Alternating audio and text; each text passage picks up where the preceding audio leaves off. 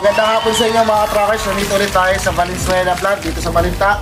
So nakikita nyo, may kasama na naman ako panibagong diet na subscriber natin to mga truckers sa YouTube natin. Baguio City pa sila.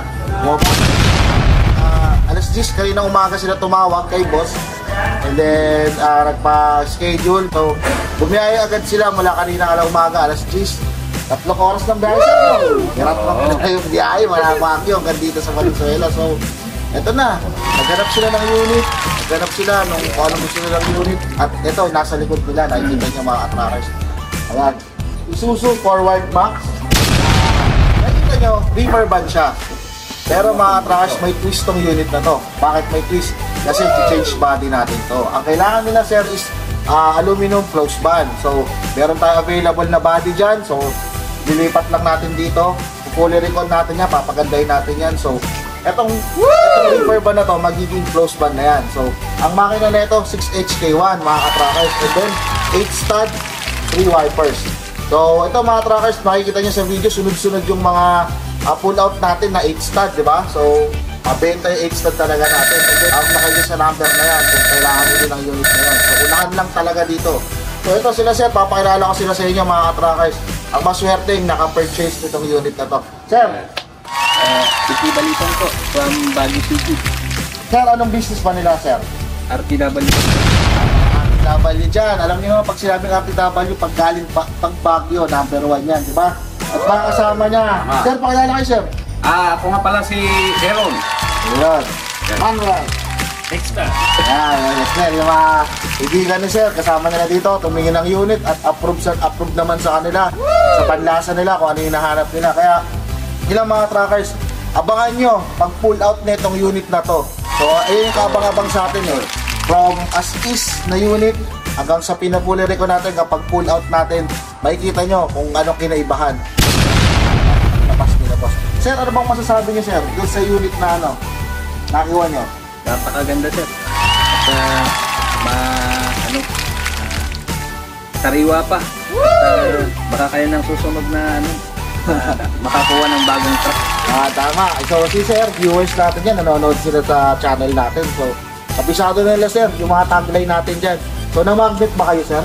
Opo, maganda eh. Na-magnet kayo sa video, di ba? So, ayan, yung sinasabi namin sa inyo mga truckers, kung gusto nyo unit, kalidad, tawag lang kayo, punta lang kayo dito, marami kayong makikita ng unit dito, mamimili kayo, kayo magsasawa kakapili. Dito tayo ngayon, shoutout kay Mr.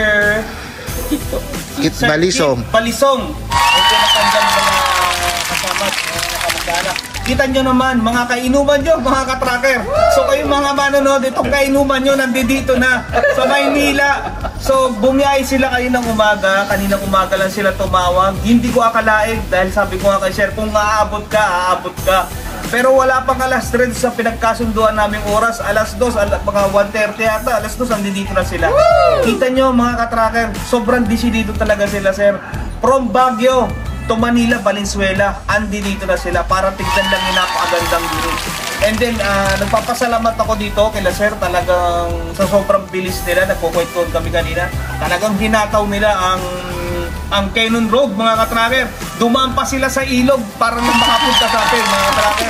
Itong kainuman nyo, andito na sila, nakuha na nila itong napakagandang unit. Forward Gigamax, maxi brake, 3 wipers, gagawin natin to na close band, 8 stud siya. So, maraming business sila sir. Shoutout mga taga Baguio, sa mga RTW dyan, doon sa anong park yun sir? Yung sa kanila pala galing yun, kila sir pala galing yun. Harrison. Yun, sa Night Market. Night Market. Sa Night Market. So, nagpupunta rin tayo dyan sa Night Market. Lalo na itong darating na Holy Week. Papasyal tayo dyan kila sir sa Baguio. So, anyway, sir, maraming salamat kayo. Thank you. Sir, thank you. Thank you, sir. Thank you, sir. Sir, yung branch nila sa Bulacan. And then shout out doon sa branch nila sir, nagkwentuhan nga kami sa tapat ng SM Baliwag. So punta kayo doon mga katrackers ko, mga manonood natin, no? Yung mga subscriber natin. Pumunta kayo doon. meron dun sila sir na pwesto up and down. Napakalaking tindahan ng mga RTW. So ano pang hinihintay nyo mga katracker? Visit na tayo doon. Sir, anong pangalan sir nung establishment nyo? Finders Keepers Fashion Shop po. Ayun, Finders Pangalan? Keepers Fashion shop. Fashion Shop mga katracker. So punta kayo doon. So, by discount kayo kay sir. Oo. Sabihin nyo lang na subscriber kayo ng Golden 20 at Yan. bibigyan kayo ng discount ni sir. Diba? Yun. Basta mga RTW, mga imported na Levi's, mga signature na mga damit. Andi dito lang yan kay sir. So, antayin ninyo mga katracker sa pag-aayos itong unit na to. So, makikita nyo sa susunod na punta rito na sir. Napakaganda na yung unit na yan. Extra dyan, napakasariwa.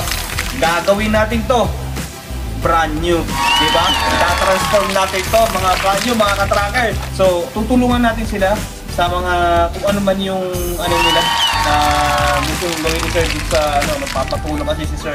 Sige, ano natin yan, tutulungan natin at yung grant natin yan. Kaya nga, dito si sir, hindi natin ito papabayaan. Diba mga katracker? Kaya maraming salamat sa inyo. Tapos enjoy na magandang hapon ha. Naimbag na Naimbag na Malog.